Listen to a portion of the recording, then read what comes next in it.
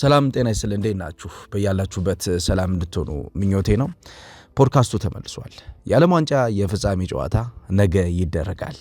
ይሄ ጨዋታ እንግዲህ በብዙ የስፖርት ቤተሰቦች ዘንድ የሚጠበቅ ትልቅ ትኩረት የያዘ ወሩን በሙሉ ውድድሩ ሲከናወን ከፍተኛ ግምት ተሰጥቶት ሲከናወን የቆየ ውድድር ነበረ። ይህ የዓለም ዋንጫ የዘንድሮ ትኩረቶቹ ሰፋ ያሉ ሀሳቦች የተነሱበት ነበረ። በተለይ ከገለልተኝነት ጋር በተያያዘ ከቡድኖች ጥራት ጋር በተያያዘ እንዲሁም ፌቨር ከሚደረጉ ቡድኖች ከዳኝነት ውሳኔዎች ጋር በተያያዘ ብዙ ቅልቅል ያሉ ስሜቶች የነበሩበት የዓለም ዋንጫ ነበረ። በቡድን ደረጃ ደግሞ ቡድኖች አብዛኛውን ለተጫዋቾቻቸው የሰጡት ነፃነት፣ ተጫዋቾች በእንቅስቃሴ የተዋጡበት የቡድን የጋራ ስራዎች ገነው የታዩባቸው ቡድኖች እንዳሉ ሁሉ የቡድን የጋራ ስራዎች ጠፍተው የተመለከትንባቸው ኤክስፔክቴሽኖችን፣ ጥበቃዎችን ያልኖሩ ቡድኖች፣ ከጠበቁት በላይ የተጓዙ ቡድኖች የተመለከትንበት ነበረ። ይሄ የዓለም ዋንጫ የዓለም ዋንጫው እንግዲህ አሜሪካ፣ ካናዳና ሜክሲኮ እንደመደረጉ በዓለም እግር ኳስ ውስጥ የመጀመሪያው ተዘዋውሮ የሚደረግ ውድድር ሆኖ ነበር። አንድ ቦታ ላይ የሚደረገው ይሄ ውድድር በተለያዩ ከተሞች ላይ መደረጉ የተለያዩ ከተሞችን ስሜት፣ የተለያዩ ከተሞችን ለእግር ኳስ ውስጥ ያላቸውን ቦታ የተመለከትንበት ነበረ። አንድ ካልቸር ብቻ አይደለም በዚህ ዓለም ዋንጫ የተመለከትነው። ሜክሲኮ ላይ ሲደረግ የሜክሲኮን ካልቸር ተመልክተናል። የሜክሲኮ ቡድንን፣ የሜክሲኮ ሕዝብን ድጋፍ ተመልክተናል። አፍሪካውያን ቡድኖች ሜክሲኮ ላይ የነበራቸውን አቀባበል አይተናል። ከፍተኛ የሆነ ድጋፍ፣ በተለይ የዲሞክራቲክ ኮንጎና የናይጄሪያ ደጋፊዎች ከሜክሲኮ ደጋፊዎች ጋር የነበራቸው ህብረት መጤ ጠልነትን የሚከተለውን አስተሳሰብ ለመዋጋት የተጠቀሙበትን የእግር ኳስ መድረክ ተመልክተናል። እንግዲህ ብዙ ካልቸሮች በዚህ የዓለም ዋንጫ ሲተዋወቁ ተመልክተናል። ሌላው በዚህ የዓለም ዋንጫ የተመለከትነው የሊዮኔል ሜሲን በቡድኑ ውስጥ ያለውን አስተዋጽኦ፣ በቡድኑ ውስጥ ያለውን ተጽዕኖ ነው። ያው ብዙዎቹ ሊዮኔል ሜሲ እየተደገፈ ነው እዚህ ደረጃ የደረሰ የሚሉ አሉ። በፊፋ ተደግፏል ይላሉ። እንዲሁም የቡድን ጓደኞቹ ለሱ መጫወታቸው፣ በሱ ዙሪያ ቡድን መስራታቸው የሱንም አቅም ተጠቅመው ለፍጻሜ እንዲበቁ ረድቷቸዋል የሚሉ አሉ። እንግዲህ በተከፈሉ ሀሳቦች ውስጥ ሆነን የሊዮኔል ሜሲን ተጽዕኖ ግን ተመልክተናል። እውነታው ግን በእግር ኳሱ ለአንድ ቡድን ማድረግ የሚገባውን ነገር አንድ ተጫዋች ማድረግ ከሚገባው በላይ ማክሲመም ኤፈርቱን ተጠቅሞ ቡድኑን አገልግሏል ሊዮኔል ሜሲ። የሊዮኔል ሜሲ የዚህ የውድድር ዓመት ተጽዕኖ እንዲሁ በቀላሉ የምንመለከተው አይደለም። የአርጀንቲና ብሔራዊ ቡድንን እዚህ ደረጃ ላይ አድርሷል። አርጀንቲናን ከሊዮኔል ሜሲ ውጭ ማሰብ ከባድ ነው። በመከላከልም በማጥቃትም እንቅስቃሴ ውስጥ ሊዮኔል ሜሲ የሚሳተፍባቸው ሽግግሮችና ሊዮኔል ሜሲ የሚሳተፍባቸው መንገዶችን ካየን የሊዮኔል ሜሲ ተጽዕኖ የአርጀንቲና ብሔራዊ ቡድንን እስከ ፍጻሜው እንዲደርስ ረድቶታል። ሌላው በዚህ ዓለም ዋንጫ የተመለከትነው የነበርነው በክርስቲያኖ ሮናልዶና በፖርቹጋል ብሔራዊ ቡድን ውስጥ የነበረውን አለመግባባት፣ ክርስቲያኖ ሮናልዶን ማዕከል ያደረገ የጨዋታ ስትራክቸር አለመፈጠር የፖርቹጋል ብሔራዊ ቡድንን በጊዜ ከዓለም ዋንጫ ውጭ እንዲወጣ መደረጉ ነው። ክርስቲያኖ ሮናልዶ እንግዲህ በ41 ዓመቱ ወደ ዓለም ዋንጫ ተጉዞ ነበረ።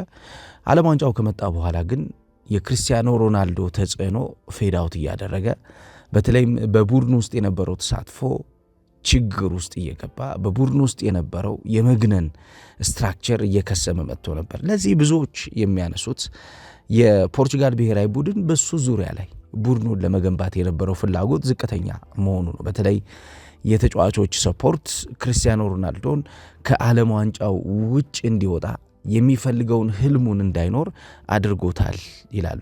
ቁጥሮችንም ስንመለከት በእንቅስቃሴ ክርስቲያኖ ሮናልዶ ከሚሄድበት፣ ከሚያጠቃበት፣ ከሚነሳበት ሀሳብ ተነስተንም የክርስቲያኖ ሮናልዶን ሞቢሊቲ ያገዘ፣ የክርስቲያኖ ሮናልዶን ሞቢሊቲ ያሳደገ የፖርቱጋል ብሔራዊ ቡድንን አልተመለከትንም ነበር። ያ በዓለም ዋንጫው በብዙ የስፖርት ቤተሰቦች ዘንድ ዲቤት የፈጠረ ነበር። ያው ነባር የእግር ኳስ ተንታኞችም እንደሚሉት ክርስቲያኖ ሮናልዶ በቡድን ጓደኞቹ አልታገዘም ቢሉም በቁጥር የማያንሱም ደግሞ ክርስቲያኖ ሮናልዶ ለወጣቶቹ የፖርቱጋል ብሔራዊ ቡድን ተጫዋቾች እድል መስጠት አለበት። እሱ ቋሚ ሆኖ መጫወት የለበትም። የፖርቱጋል ብሔራዊ ቡድን ትልቁ ችግር ክርስቲያኖ ሮናልዶ ቋሚ ሆኖ ሁሉንም ጨዋታዎች ለመጫወት መፈለጉ ነው የሚሉም ነበሩ። እንግዲህ በብዙ ትርምሶች ውስጥ ያለፈ ነበረ ይሄ የዓለም ዋንጫ ከክርስቲያኖ ሮናልዶ ጋር በተያያዘ። ሌላው ወጣቱ ላሚን ያማል ለፍጻሜ የደረሰበት የዓለም ዋንጫ መሆኑ ነው። ላሚን ያማል የዛሬ 20 ዓመት በሊዮኔል ሜሲ ገላውን እየታጠበ የተነሳው ፎቶ አሜሪካን ውስጥ ቫይራል ወጥቷል። ሰሞኑን እየተመለከትኩት ነበር። እንዳውም አሜሪካን ውስጥ ከሚታወቁ የምሽት ፕሮግራሞች መካከል ዘ ናይት ሾው የሚባል ፕሮግራም አለ። ይሄ ዘ ናይት ሾው ጂሚ ፋለን በሚባል የአሜሪካ ኮሜዲያን እንዲሁም ራይተር ከዛ ውጭ ደግሞ ዘፋኝ የሚሰራ ፕሮግራም ነው። ፕሮግራሙ ምሽት ላይ ትልቅ እንግዳዎችን እየጋበዘ ትልቅ መነጋገሪያ ሀሳቦችን ይዞ የሚቀርብ ነው። ከዚህ በፊት እነ ሮክን እነ ክርስቲያኖ ሮናልዶን ሌሎችንም ትልልቅ የሚባሉ የመድረኩን ሰዎች ጋብዞ ቃለመጠይቅ ባደረገበት ሰዓት ብዙዎች የተከታተሉት ነበርና ሰሞኑን ከዓለም ዋንጫው ቀደም ብሎ የ19 ቁጥር መገጣጠምን በተመለከተ ዓለም ዋንጫ የሚደረግበት ቀን በ19 እንደሆነ ጁላይ 19 እንደሆነ ያው ነገ ጁላይ 19 እንደሆነ ይታወቃል።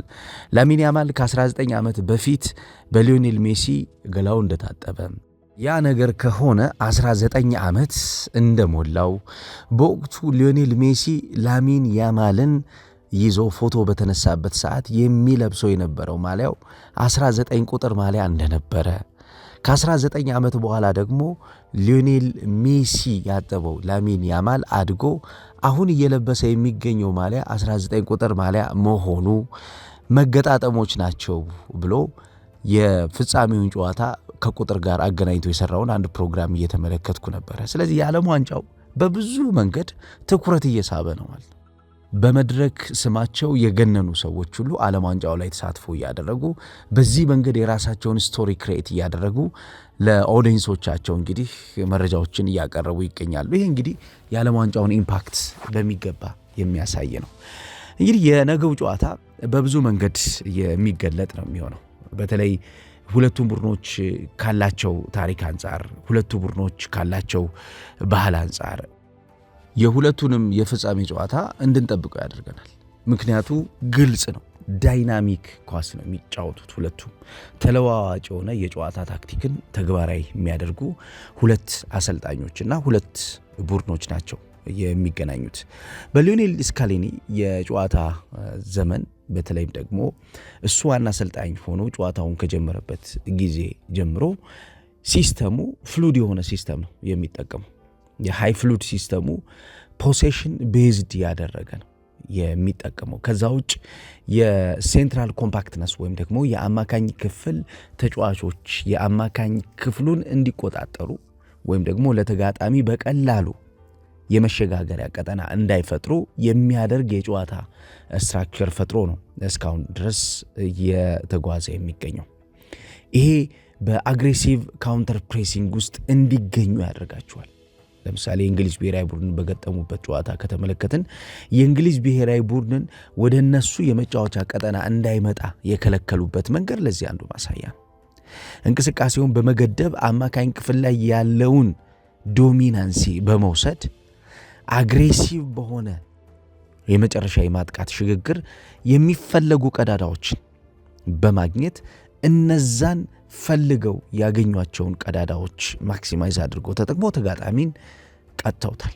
ለምሳሌ ሲጀምር የሊዮኔል ስካሎኒ የጨዋታ ስትራክቸር 4-3-3 የሚመስል የጨዋታ ስትራክቸር። ነገር ግን ይሄ የጨዋታ ስትራክቸር ሊዮኔል ሜሲን አንሎክ ማድረግ ዋነኛው ዓላማው። ሎክድ የተደረገው ሊዮኔል ሜሲን አንሎክ ለማድረግ እንቅስቃሴው ወደ ተለያዩ የጨዋታ ስትራክቸሮች ይለወጣል።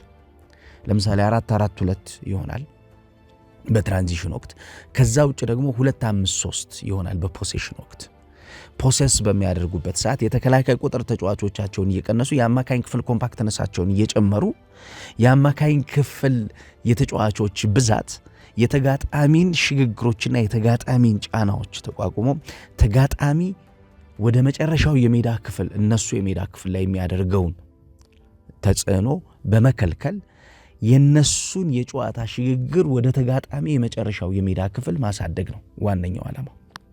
የጨዋታ ሐሳቡ ኮር ፊሎሶፊ የሚባለው የተጫዋቾች ፍሪደም በመሆኑ የተጫዋቾች ነፃነት በመሆኑ ፕሌይሜከሮች ያለምንም ድካም ያለምንም ሌላ ኤፈርት ውጤታማ እንዲሆኑ እገዛ የሚሰጡ ተጫዋቾች ይፈጠርላቸዋል።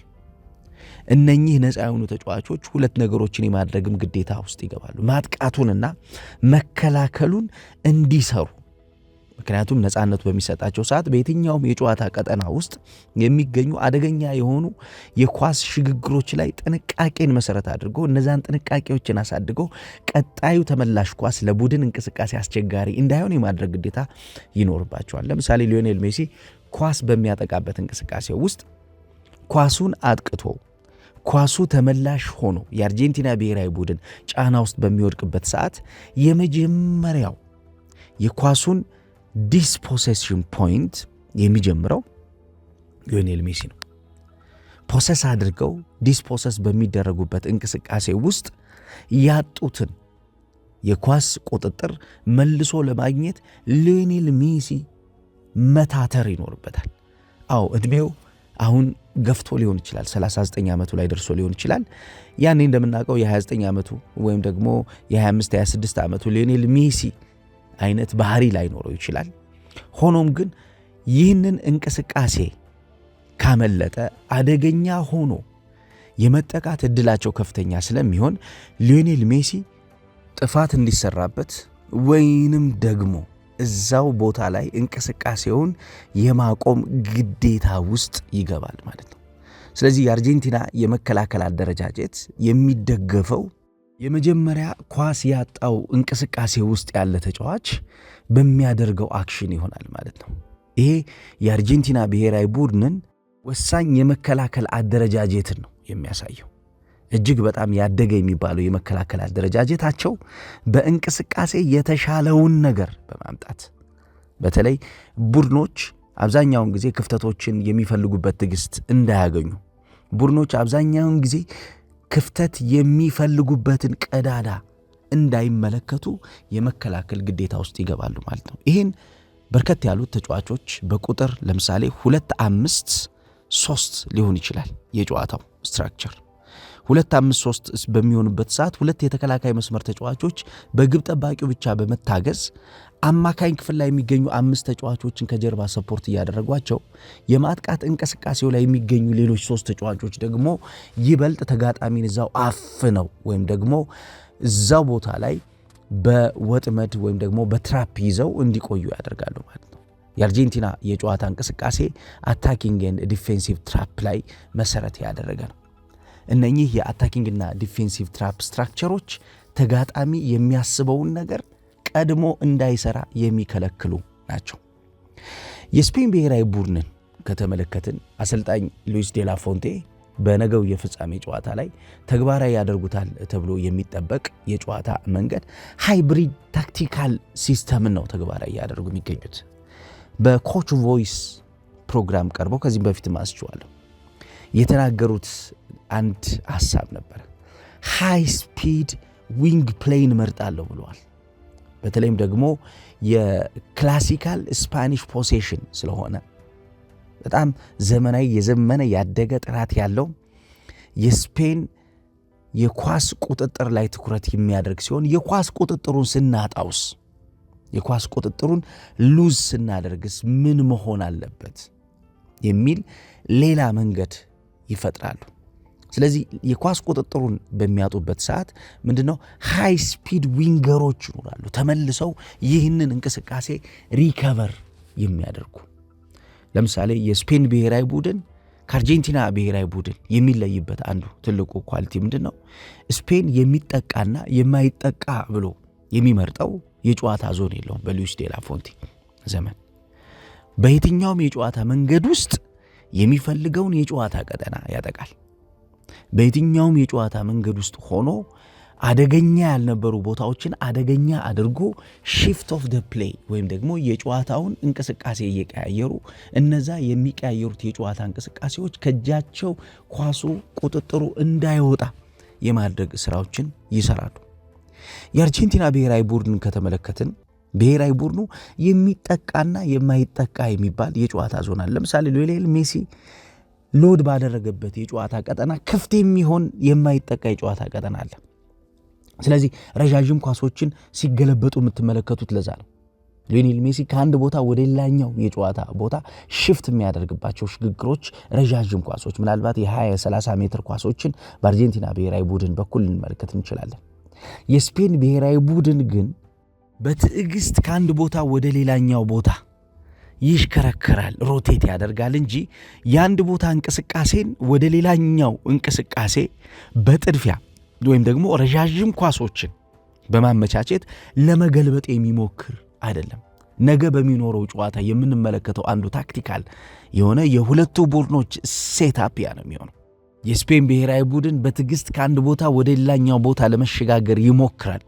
ያ በትዕግስት ከአንድ ቦታ ወደ ሌላኛው ቦታ የሚሄደው ሽግግሩ የተጫዋቾች ቁጥርን ወይም ደግሞ ኑሜሪካል አድቫንቴጅንና ፍሉድ የሆነ የጨዋታ ሽግግሮችን የሚጠቀም ነው። ይሄ ፍሉድ የሆነ የጨዋታ ሽግግሮች አብዛኛውን ጊዜ ለአሰልጣኙ የተሻለ አፐር ሃንድ የሚሰጡ ናቸው። ለምሳሌ በቢልድ አፕ ከተመለከትነው 1-4-3-3 የሚመስል ቢልድ አፖች ይኖሩታል። አብዛኛውን ጊዜ ስትራክቸሩ ያን ነው የሚመስለው የስፔን ብሔራዊ ቡድን።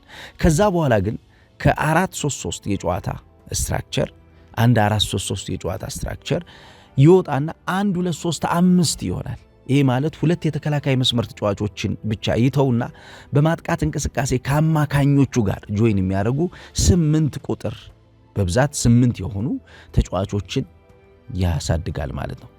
ይሄ ማለት የስታንዳርድ ባክ ፎሩ የለም ማለት ነው። አብዛኛውን ቡድኖች ስታንዳርድ ባክ ፎራቸውን ወይም ደግሞ ሬስ ዲፌንሶቻቸውን በትንሹ 3 ወይም ደግሞ በዛ ካለ 4 ተጫዋቾችን ይጠቀማሉ። ነገር ግን የስፔን ብሔራዊ ቡድን ስታንዳርድ ባክ ፎር የሚባል ነገር የለውም። አብዛኛውን በሚጫወት ሰዓት ሲንግል ፒቮት ነው የሚጠቀመው። ሲንግል ፒቮቱ አብዛኛውን ጊዜ የጨዋታው ወሳኙ ሰው ስለሆነ ወደ ኋላ የመመለስ ስራዎች አይኖሩትም። ሁለቱን 8 ቁጥር ተጫዋቾች የማገዝ ግዴታ፣ ከዛ በኋላ ፍሮንት ስሪዎቹን ደግሞ የተሻለ ስል እንዲሆኑ የማድረግና ለተጋጣሚ አስቸጋሪ አድርጎ ያቀርባቸዋል ማለት ነው። ተጋጣሚ በእንቅስቃሴ ከነኚህ ተጫዋቾች ሐሳቦች ጋር በሚገናኝበት ሰዓት መልስ እንዲርቀው መልስ እንዲያጣ ያደርገዋል። አብዛኛውን በሜዳ ላይ እንቅስቃሴ ቡድኖች ዘግይተው የሚመልሱ ከሆነ ወይም ደግሞ ለአክሽን የሚዘገዩ ከሆነ ያ እንቅስቃሴያቸው ሌላ የጨዋታ ሐሳብ ስለሚፈልግ የጨዋታ ጊዜ ስለሚፈልግ ከጨዋታ ሪትሙ ይወጣሉ ማለት ነው። የስፔን ብሔራዊ ቡድን ፉልባኮቹን ገፍቶ ወደፊት በማምጣት በተለይም ደግሞ ዋይድ ኤሪያዎችን የሰፉ ቦታዎችን በዊንገሮች የመጠቀምና ስፔሶችን ለግብ ማግቢያና ለፖሴሽን ኮንትሮል ማድረጊያ የሚጠቀም ነው።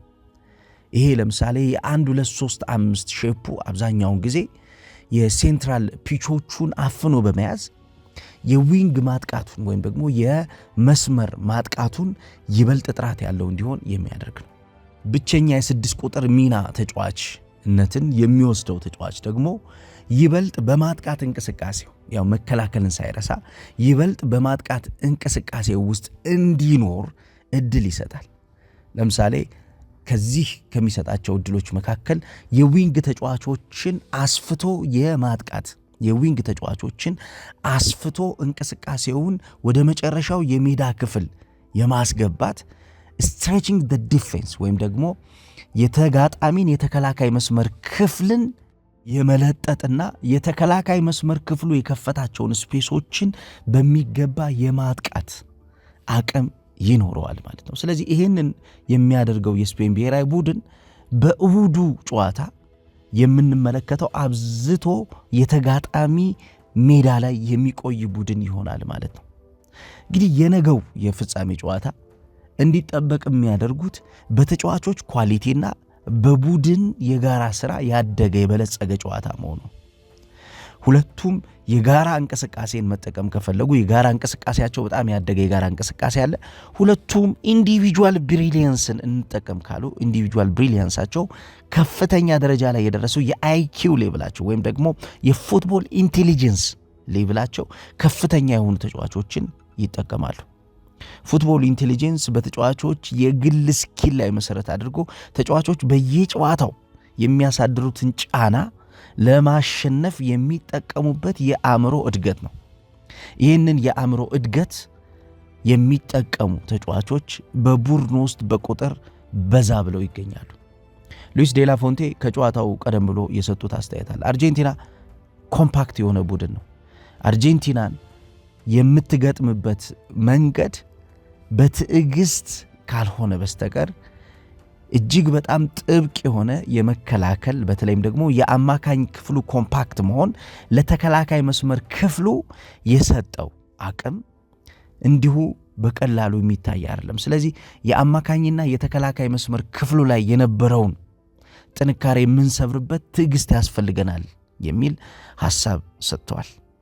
ያ በትዕግስት ጨዋታን የማሸነፍ ፍላጎታቸው ቀስ ብሎ ወደ ተጋጣሚ ሜዳ በጋራ በእንቅስቃሴ መግባትና የመጨረሻውን ወርቃማ ንክኪ አድርጎ ማሸነፍ የሚቻልበትን ደረጃ መፍጠር። በአርጀንቲና ብሔራዊ ቡድን በኩል አሰልጣኝ ሊዮኔል ስካሎኒ የተናገረው ነገር አለ። ጨዋታዎች በሙሉ የሚወሰኑት አንተ በሜዳ ላይ በምትፈጥራቸው ሞመንተሞች ነው። ስለዚህ እነዛ ሞመንተሞች መፍጠር ይጠበቅብናል። የስፔን ብሔራዊ ቡድን ጠንካራ ቡድን እንደሆነ እናውቃለን። ነገር ግን ሞመንተማችንን አሳድገን የተሻለ በእንቅስቃሴ በሜዳው ውስጥ ማድረግ የሚገባንን ነገር እንድናደርግ እድል ካገኘን፣ ተጋጣሚ የምናደርገውን ነገር ካልከለከለን ጨዋታውን እንቆጣጠረዋለን። ስለዚህ የመጀመሪያው ትልቁ ስራችን የሚሆነው ተጋጣሚ ማድረግ ያለብንን ነገር እንዳይከለክለን ነው ብሏል። ተጋጣሚ ማድረግ ያለብን ነገር ከከለከለን ከእጃችን የሚወጣ ብዙ ነገር ይኖራል የሚል ሐሳብ አንስቷል። ስለዚህ የሁለቱ ቡድኖች ጨዋታ ታክቲካሊ የበሰሉ አሰልጣኞች በሜዳው ላይ የሚሰጡትን የታክቲካል ዲሲሽን ስንመለከት ጨዋታው እጅግ በጣም ቴንስ ጨዋታ እንደሚሆን ይጠበቃል። በኳሊቲ ደረጃ በታክቲካል አፕሮች ደረጃ ከተመለከት ነው ሁለቱም የራሳቸው የሆነ ጥንካሬ ያላቸው ቡድኖች ናቸው በፍጻሜው ላይ የሚገናኙት። ሁለቱም ሴንትራል ኦቨርሎድን ይመርጣሉ። የሜሲ ሮል አለ፣ የላሚን ያማል ሮል አለ። ይሄ የጨዋታ ሐሳብን በተመለከተ ለምሳሌ በሊዮኔል ስካሎኒ ቡድን ውስጥ የታክቲካል ቻሜሎንስ የሚል ሐሳብ ያለው አሰልጣኝ ነው። ታክቲካል ቻሜሎንስ ማለት ሜኪንግ ኢን ጌም አጀስትመንት ማለት ነው። ወይም ደግሞ በየጨዋታዎቹ እንቅስቃሴዎችን እንደገና መሰካካት፣ እንደገና አፍርሶ መስራት ማለት ነው። በተለይም ደግሞ እንደ ኦፖነንት ወይም ደግሞ እንደ ተጋጣሚ የጨዋታ አቀራረብ ነገሮችን የምንለዋውጥበት ስትራክቸር አለን ነው። ሪጂዲቲ የለንም። የሪጂድ የጨዋታ ስትራክቸር ስለሌለን የጨዋታ ሐሳባችን እንለዋውጠዋለን የሚል አሰልጣኝ ነው።